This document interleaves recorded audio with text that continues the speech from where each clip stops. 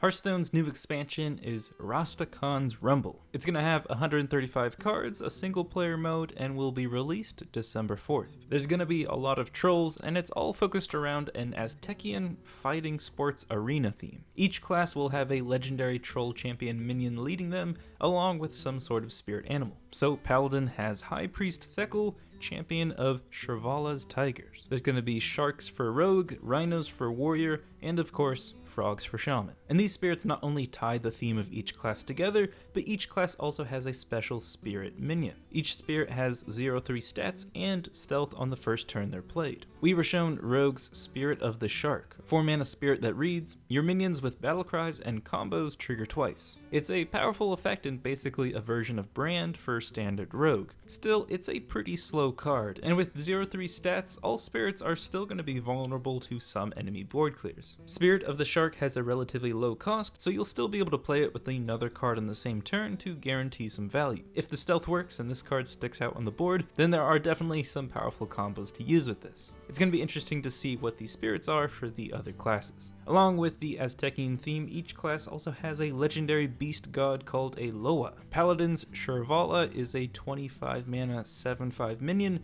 with Divine Shield, Rush, and Lifesteal. And the cost of the card goes down for each mana you've spent on spells that game. I could see this working in a buffing quest paladin, but it's still going to take a while to get this card down to a low enough cost. When you play it though, you'll be able to use it to clear a big enemy minion, heal for 7, and still have a pretty nice minion out on the board. I think right now Paladin is paced too fast for this card, and the decks are much more minion oriented, but that all could change with this expansion. Also introduced was the new keyword Overkill, which triggers an additional effect when you overkill a minion by dealing more damage than its health. So for example, when using this new warrior weapon Soul Thraze, if you deal 4 damage into a minion with 3 or less health, the overkill lets you attack again. So in one single turn you can continue going down the line, clearing the board. This weapon seems a bit weak to me with only 4 attack, but it could work to clear taunts in a more aggressive deck that doesn't really care about their own hero's health. As for overkill cards in general, it's simple but still a pretty interesting effect. In fact, I think I've seen this in a fan-made card before. When you overkill with any card, you're basically wasting some of that damage, and this happens a lot in every game of Hearthstone. It's going to be interesting how Blizzard rewards players when they strategically waste some damage with overload cards. I could see some really powerful spells coming out of this card, and I hope they come up with some unique rewards. They also showed off Sharkfin Fan, 2-mana 2/2 neutral pirate, where after your hero attacks, summon a 1/1 pirate. They kind of hinted that there are going to be a lot of random tribes this expansion, so maybe there could be some pirate synergy again in warrior or rogue. Sharkfin has a much weaker effect than Henchclan Thug because the stats are distributed between 2 minions, so I don't think we'll see play unless the pirate synergy is really strong. The new single player mode is called Rumble Run. It's a gladiator contest which looks like Monster Hunt and Dungeon Run. You select a certain troll class and each game starts with a shrine minion